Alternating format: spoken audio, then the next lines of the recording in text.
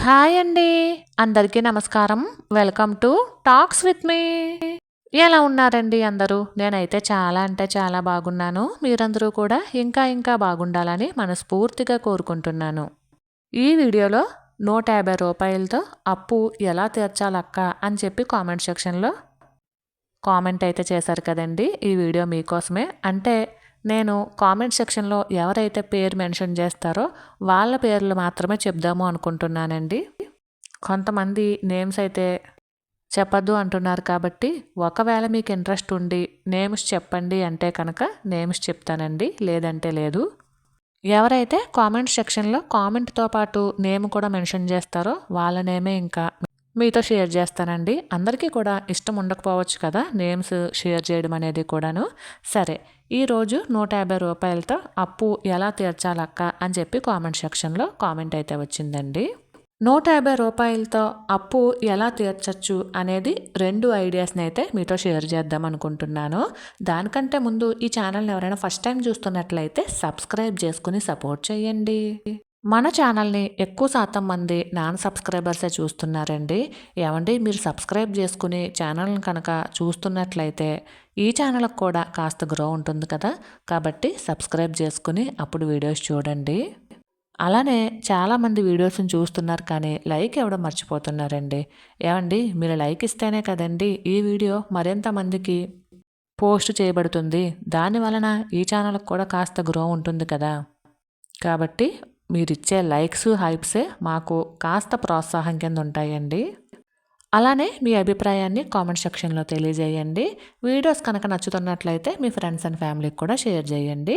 ఇక ఆలస్యం కాకుండా మనమైతే మన టాపిక్లోకి వెళ్ళిపోదాము. కొత్త ఉదయంలో సరికొత్త ఆశలతో మరొక రోజులోకి మనందరికీ స్వాగతం అండి. ఏమండి, ఎవరు ఏమనుకున్నా సరే డబ్బుల దగ్గర బంధాలైతే అస్సలు నిలబడవండి. ఈ రోజుల్లో అయితే అసలే నిలబడమని చెప్పచ్చండి. సరే, ఈ వీడియోలో మీరు నాకు చెప్పిన దాని ప్రకారం రూ. 150 ప్రతిరోజు మనీని సేవ్ చేస్తాను. కానీ ఆ రూ. 150 మనీనే అవసరానికి యూజ్ చేయాలి, అప్పుకి కూడా యూజ్ చేయాలక్క. ఎలా ఈ మనీతో నేను అప్పు తీర్చగలను, ఎలా అవసరానికి వాడుకోగలను అని చెప్పేసి అడిగారు కదండి. ఈ వీడియోలో ఈ రెండిటికి కూడా మీకు ఐడియాస్ అయితే షేర్ చేయడానికి ట్రై చేస్తానండి. అలానే మాకున్న అప్పుల్లో అన్నీ నేను తీర్చలేకపోవచ్చు. ఒక హౌస్ వైఫ్గా కనీసం ₹1,00,000 అప్పైనా తీర్చాలి అనుకుంటున్నాను అన్నారు కదండి.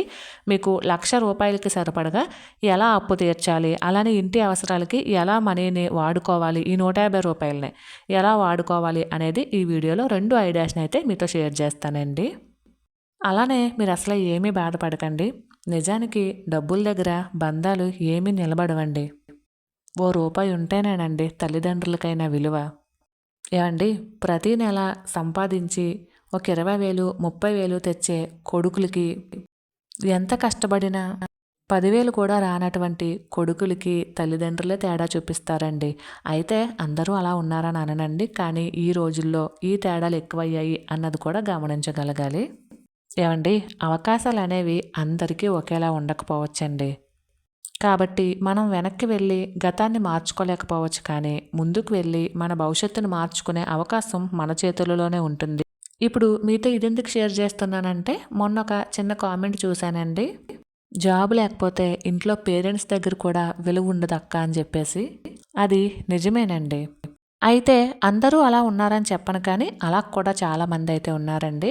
ఏమండి, సంపాదించలేని ఒక కొడుకుకే తెలుస్తుందండి తన కుటుంబం చూసే ఆ చులకన చూపులన్నీ కూడాను.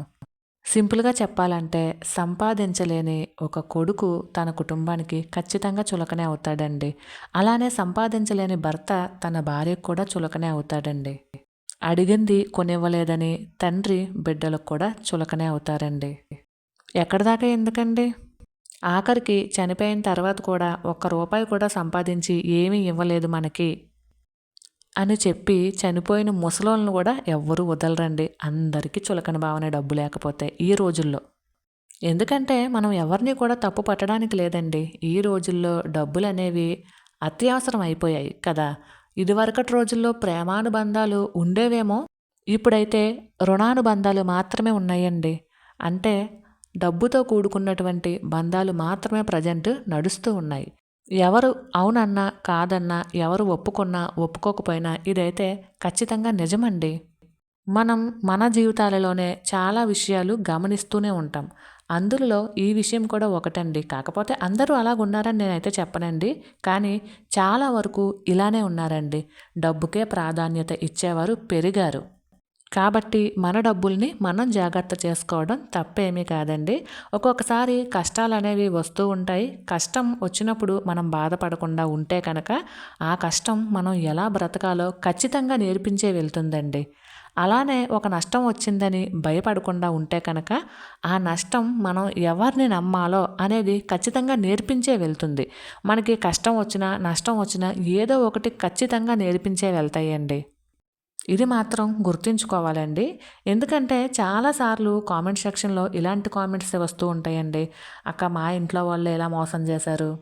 మా సొంత బంధువులే ఇలా మోసం చేశారు" అనే కామెంట్స్ చాలా వస్తూనే ఉన్నాయండి. కాబట్టి ఎవ్వరూ కూడా దిగులు పడకండి. ఇంకా జరిగిన కాలం జరిగిపోయింది. గతాన్ని మనం మార్చలేం. కానీ భవిష్యత్తును మార్చుకోగలం కదా! అలా ఆలోచించగలిగితే కనుక మనం మన భవిష్యత్తుని పూర్తిగా మార్చలేకపోవచ్చండి. కానీ మన కష్టాల నుండి మనం బయటపడేటట్టు మార్చుకోవచ్చండి. కొంచెం టైం పట్టినా సరే మనం ఖచ్చితంగా మన భవిష్యత్తుని మార్చుకోవచ్చు.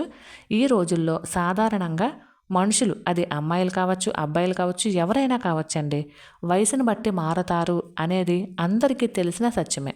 ఎందుకంటే ఒక వయసు వచ్చిన తర్వాత ఎక్స్‌పీరియన్స్ వస్తుంది కాబట్టి అది డబ్బు పట్ల కావచ్చు, మనుషుల పట్ల కావచ్చు, సంస్కారం పట్ల కావచ్చు, సమాజం పట్ల కావచ్చు. ఎలా అయినా సరే సాధారణంగా మనుషులనేది వయసును బట్టి మారుతారు అనేది పాతకాలం నుంచి కూడా ఉన్నది. నీకింత అనుభవం ఉంది కదా! కాబట్టి నీకు ఇవన్నీ ముందే తెలుసు. మాకు అనుభవం లేదు కదా! మేమేమి తెలుసుకోలేకపోతున్నాము అని చెప్పి ఒకప్పుడు నానుడండి. ఇది అందరికీ తెలిసిన సత్యమే. కానీ ప్రజెంట్ ఎలా ఉందో తెలుసా అండి? వయసును బట్టి మనుషులు మారట్లేదండి. అవకాశాన్ని బట్టే మనుషులు ప్రజెంట్ మారుతున్నారు. ఈ అవకాశాన్ని బట్టి ఖచ్చితంగా మనుషులు మారుతారు అనేది ఇప్పుడు అందరూ తెలుసుకోవాల్సినటువంటి నిజమండి.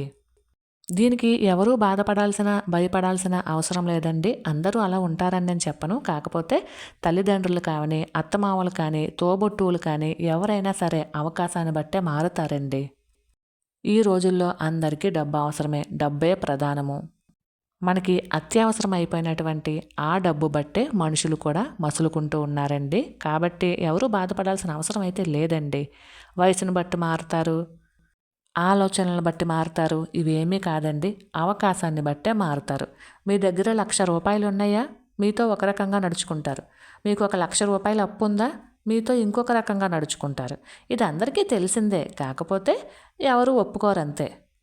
సరే. ఇక ఈ టాపిక్ గురించి పక్కన పెట్టేస్తే కనుక, మనం మన ఐడియాస్‌లోకి అయితే వెళ్ళిపోదామండి. ఎందుకంటే నేను ఈ వీడియోలో 2 టాపిక్స్ ఎంచుకున్నాను. ఒకటొచ్చేసి మన దగ్గర డబ్బులు ఉంటే కనుక బంధాలు నిలబడతాయండి. డబ్బుల దగ్గర బంధాలు కూడా కొన్ని సార్లు నిలబడవు. ఎందుకంటే మన దగ్గర బంధువుల్లో ఎవరి దగ్గరైనా మనం అప్పు తెచ్చామనుకోండి ఒక ₹1,00,000 మనకి తీర్చడానికి కాస్త టైం పట్టిందనుకోండి. కొంతమంది ఆగి పర్వాలేదు నిదానంగా తీర్చు అనేవాళ్ళు ఉంటారు. ఇంకొంతమంది వాళ్ళ అవసరాన్ని బట్టి ఇప్పుడు నాకు చాలా అవసరము అని చెప్పి కొంచెం మనల్ని ఇబ్బంది పెట్టినా కాస్త ఆగి తీసుకునే వాళ్ళు ఉంటారు. ఇంకొంతమంది వాళ్ళ దగ్గర మనీ ఉన్నా సరే మనకి ఎంత అత్యవసరమో తెలిసినా సరే మన దగ్గర లేకపోయినా సరే పీక్కు తినేస్తూ ఉంటారనమాట చాలామంది బంధువులు. కాబట్టి డబ్బుల దగ్గర బంధాలు అనేవి ఈ రోజుల్లో అయితే నిలబడడం చాలా కష్టమండి. నేను ఈ టాపిక్ గురించి చెప్పాలి అనుకున్నాను. మళ్ళీ టాపిక్ ఇలా తిరిగి మెలికలు తిరిగి ఎక్కడికో వెళ్ళిపోయిందండి. సరే ఇక మనం మన టాపిక్లోకి వచ్చేద్దామండి. మీరైతే 2 డబ్బాల పొదుపునైతే ట్రై చేయండి. అందులో ఒక డబ్బాలో ఏం చేస్తారంటే మీ సేవింగ్స్‌కి అంటే మీరు అవసరానికి యూజ్ చేసేటట్టు ఒక డబ్బాలో డబ్బుల్ని వేయడం స్టార్ట్ చేయండి. ఒక నెల రోజుల పాటు. రెండో డబ్బాలో ఏం చేస్తారంటే మీరు అప్పుకి అని చెప్పేసి డబ్బుల్ని వేయడానికి ట్రై చేయండి ఒక నెల రోజుల పాటు. రోజుకి ఇంచుమించు మీరు ₹150 అన్నారు కదండీ! అంటే నెలకొచ్చేసి 150 × 30 అంటే 4,500 అవుతుందండి. ఈ 4,500ని 2 భాగాలుగా విభజించినట్లయితే ₹2,250 అవుతుంది కదండీ! ఈ ₹2,250 వచ్చేసి మీరు సేవింగ్స్‌కి వేసుకోండి. అంటే మీరు అవసరానికి యూజ్ చేసుకునేటట్టు ఆ మనీని ఒక డబ్బాలో వేసుకోండి. అప్పుకి ₹2,250ని మరొక డబ్బాలో వేయండి. ఈ అప్పుకి అని చెప్పి వేసినటువంటి మనీని మ్యాక్సిమం తీయకుండా ఉండడానికే ట్రై చేయండి. మీరు ఈ సేవింగ్స్‌కని తీసినటువంటి మనీని మాత్రం మీ అవసరాలకి యూజ్ చేసుకోవచ్చు. మీరు డైలీ రూ. 150 సేవ్ చేస్తాను అన్నారు కాబట్టి ఈ ఐడియా మీతో షేర్ చేస్తున్నానండి. నచ్చితే ఫాలో అవ్వండి, లేదంటే వదిలేసేయండి. మీకు ఒక 2, 3 నెలల తర్వాత మనీ సేవింగ్ అనేది అలవాటవుతుంది. అంటే కాస్త సేవింగ్స్‌కి అలవాటవుతుంది. కాస్త అప్పుకి డబ్బుల్ని సేవ్ చేయడం అలవాటవుతుంది. ఇలా అలవాటయిన తర్వాత మీరు అలానే ఉంచేయకండి. ఎందుకంటే అలానే ఉంచేస్తే ఏదో ఒక అవసరం వచ్చి మళ్ళీ ఖర్చు పెట్టేస్తారనమాట. కాబట్టి ఒక రూ. 2,250 మీరు ఒక అకౌంట్ తీసుకొని బ్యాంక్‌లో ఆ అకౌంట్‌లో వేస్తూ రండి. ఇది అవసరానికి యూజ్ అవుతుంది. ఇంకొక 2,200ని కూడా మీరు అప్పు కట్టడానికి మీరు ఆర్‌డీ పే చేసుకోవచ్చు, పోస్ట్ ఆఫీస్‌లో పే చేసుకోవచ్చు, లేదా చీటీ కట్టుకోవచ్చు. ఆర్‌డీ, పోస్ట్ ఆఫీస్ ఏంటంటే సేఫ్టీ మెథడ్ అండి. చీటీ అనేది కొంచెం ఆలోచించి వెయ్యాలి. ఎందుకంటే అందరూ చీటీ డబ్బుల్ని మంచిగా ఇస్తారా అంటే చెప్పలేము. కాబట్టి ఆలోచించి వెయ్యాలండి. చీటీ కట్టుకుని కూడా మీరు అప్పు అనేది తీర్చుకోవచ్చు. లేదు మీరు అప్పు తెచ్చిన వాళ్ళ దగ్గరే ఇలా ప్రతి నెల రూ. 2,250 పే చేస్తాము, వాళ్ళు తీసుకుంటారు అంటే అలా కూడా పే చేయొచ్చండి. ఎందుకంటే కొంతమంది అసలు ప్లస్ వడ్డీ లేదా వడ్డీ రూపంలో లేదా అసలు కొంత కొంత ఇచ్చినా కూడా ఒప్పుకుంటారు. ఇంకొంతమంది అలా కాదు, నాకు అసలు ప్లస్ వడ్డీ ఒకేసారి కావాలి అని కూర్చునే వాళ్ళు కూడా ఉంటారండి. కాబట్టి మీరు ఒకసారి వాళ్ళని కనుక్కోండి. మీరు కనుక మనీని ఇచ్చేస్తాము, ఇలా తీసుకుంటారా అంటే అలా ఇచ్చేసేయండి. దానివల్ల మీకు అసలు ప్లస్ వడ్డీ కూడా తగ్గుతుంది. లేదు అనుకుంటే కనుక ఇలా మీరు ఆర్‌డీ పే చేసో లేదంటే పోస్ట్ ఆఫీస్‌లో పే చేసో చీటీ కట్టో మీరు అప్పు అనేది క్లియర్ చేయొచ్చండి. ఎలా అయినా సరే మీకు ఈ పద్ధతి ప్రకారం సంవత్సరానికి 27,000 అవుతుందండి. ఇంచుమించు 4 సంవత్సరాలకి మీకు 1,08,000 అవుతుంది. ఈ ఐడియాతో మీరు 4 సంవత్సరాలలో రూ. 1,00,000 పోగు చేయొచ్చండి. 4 సంవత్సరాల తర్వాత మీరు రూ. 1,00,000 అప్పు అనేది క్లియర్ చేయొచ్చనమాట. మీకు అర్థమవుతుందనే అనుకుంటున్నానండి. ఏమీ లేదండి. మీరు పోగేసేటటువంటి మనీని 2 భాగాలుగా విభజిస్తారు. ఒకటొచ్చేసి మీ సేవింగ్స్‌కి, ఇంకొకటొచ్చేసి మీరు ఏదైతే రూ. 1,00,000 అప్పు కట్టాలి అనుకుంటున్నారో ఆ అప్పుకనమాట. అలానే మిగిలినటువంటి సేవింగ్స్ కని ఉన్నాయి కదా, అవొచ్చేసి మీ అవసరానికి యూజ్ చేసుకోవటానికండి. అలానే రెండో ఐడియా కూడా షేర్ చేస్తున్నాను. మీకు ఏది నచ్చితే అది ఫాలో అవ్వండి. 2 నచ్చకపోతే వదిలేసేయండి. మీరు రూ. 150 సేవ్ చేస్తాను రోజు అన్నారు కాబట్టి మనకి నెలకి 30 రోజులు కదండి. 30 లేదా 31 ఉంటుంది. ఇక్కడ నేను 30 రోజులు ఉదాహరణకు తీసుకుంటున్నానండి. ఇది అప్పు త్వరగా తీరడానికి కాస్త అవకాశం అండి. అంటే ఎలా అంటే మనకి రూ. 150 రోజుకి మీరు సేవ్ చేస్తారు కాబట్టి ఫస్ట్ రోజు రూ. 150 వేస్తారు డబ్బాలో. ఇది మీరు అలవాటు అయ్యేంత వరకునే డబ్బాలో వేయండి. మీకు కాస్త మనీ సేవ్ చేయడం అలవాటు అయిన తర్వాత ఒక అకౌంట్ తీసుకోవడమో లేదంటే పోస్ట్ ఆఫీస్‌లో పే చేసుకోవడమో మీ ఇష్టం. కాస్త సేఫ్టీ మెథడ్‌లో ఎలా అయినా సరే మనీని దాచుకోవచ్చు అనమాట. అప్పుకి రూ. 150 వేస్తారు. సేవింగ్స్‌లో ఏమీ వేరు ఫస్ట్ రోజు. రెండో రోజు ఒక రూ. 5 తగ్గించి అప్పుకి రూ. 145 వేస్తారు. సేవింగ్స్‌కి రూ. 5 వేస్తారు. మూడవ రోజు ఏం చేస్తారంటే ఇంకొక రూ. 5 తగ్గించి అప్పుకి రూ. 140 మీరు డబ్బాలో వేస్తే రూ. 10 వచ్చేసి మీరు సేవింగ్స్‌కి వేస్తారు. ఎందుకంటే మీకు అవసరం అనేది ప్రతిసారి ఉండదు కాబట్టి ఇలా మీరు అవసరాన్ని తగ్గించుకుంటూ అప్పుకి ఎక్కువ మనీని కట్టారనుకోండి, అంటే పెద్దగా ఎక్కువేమీ వేరియేషన్ ఉండదండి. మీకు లాస్ట్‌కి వచ్చేసరికి అర్థమవుతుంది. కాస్త త్వరగా అప్పు అనేది క్లియర్ అవుతుందనమాట. ఇలా ఈజీగా మీరు అప్పు అనేది తీర్చేయచ్చు. అంటే రూ. 150 నుండి ప్రతిరోజు రూ. 5 తగ్గించుకుంటూ రావాలండి. అలానే మీ అవసరాలకి రూ. 5 పెంచుకుంటూ రావాలి. మీకు అర్థమవుతుందనే అనుకుంటున్నాను. అప్పు కట్టడానికి రూ. 5 తగ్గించుకుంటూ వస్తారు. మీ అవసరానికి రూ. 5 పెంచుకుంటూ వెళ్తారండి. అంటే లాస్ట్‌కి 30వ రోజు వచ్చేసరికి మీకు రూ. 5 అప్పుకి కడతారు. లాస్ట్‌కి రూ. 145 మీ సేవింగ్స్‌లోకి వెళ్తాయి అన్నమాట. మీకు అర్థమయ్యిందనే అనుకుంటున్నాను. ఒకసారి మొత్తం అన్నీ కూడా వేసి చూపిస్తానండి. ఇదిగో చూడండి ఇలాగనమాట. 135, 140, 145, 150 ఇలాగా మనం అప్పుకి వేస్తాము. రూ. 5, రూ. 10, రూ. 15 ఇలా మన అవసరాలకి యూజ్ చేసుకోవడానికి మనీనైతే దాచుకుంటామండి. ఈ ఐడియా ప్రకారం. ఇప్పుడు ఎంత అమౌంట్ అయిందో ఒకసారి చూద్దామండి.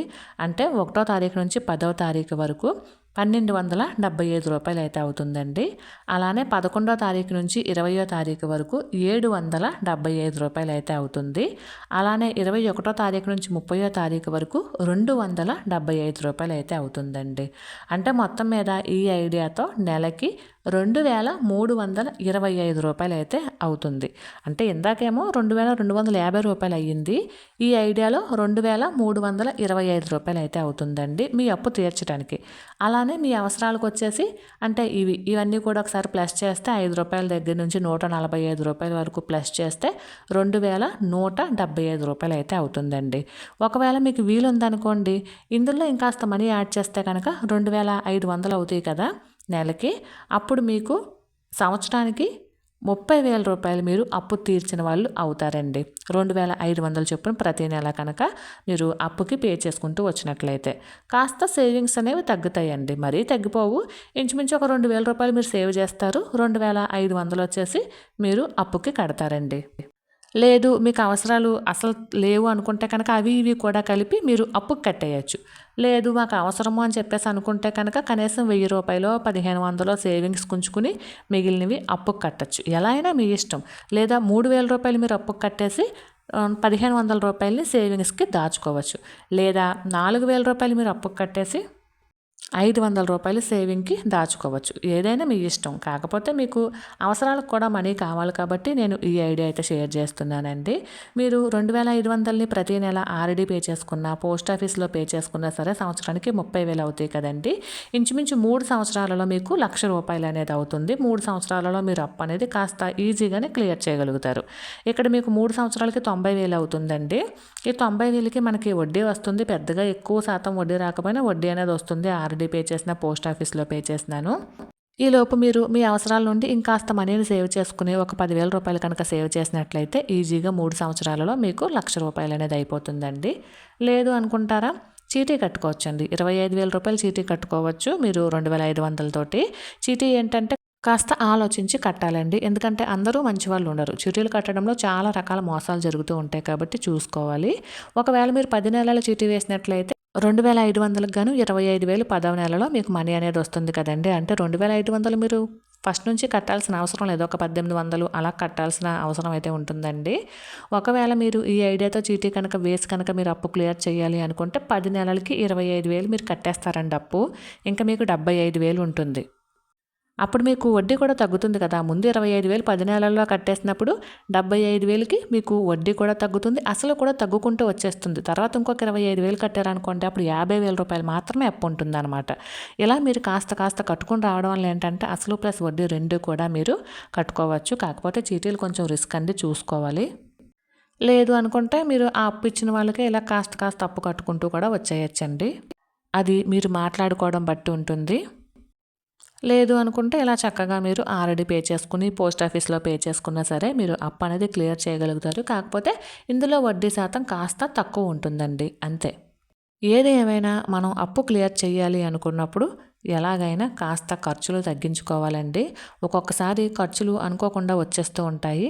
అలాంటప్పుడు మనం సేవింగ్స్కి అంటే అవసరానికి అని చెప్పి తీసుకున్నటువంటి మనీలో మనం ఖర్చుల్ని వాడుకునేటట్టు యూజ్ చేసుకోవాలండి. అంటే ఈ నెలలో పెద్దగా అవసరాలు ఏమీ లేవు కదా అని చెప్పి ఆ డబ్బుల్ని వాడేసుకున్నాం అనుకోండి అనవసరాలకి, అప్పుడు అవసరం వచ్చినప్పుడు ఇబ్బంది పడతామండి. మరి అవసరానికి మనకి మనీ కావాలి అనుకుంటే ఇలాంటి చిన్న చిన్న టిప్స్ కంపల్సరీ పాటించాలండి. ఇలా పాటించినట్లయితేనే మనం అప్పుల నుండి త్వరగా బయటపడగలుగుతాము. మరి మీ అందరికీ అర్థమయ్యేటట్టే చెప్పాను అనుకుంటున్నానండి. మరైతే ఇదేనండి వాళ్ళ వీడియో. ఈ వీడియో మీకు నచ్చినట్లయితే please like, share and subscribe. మరొక వీడియోతో మళ్ళీ కలుసుకుందామండి. అంతవరకు ఉంటానండి. Thank you for watching. Bye.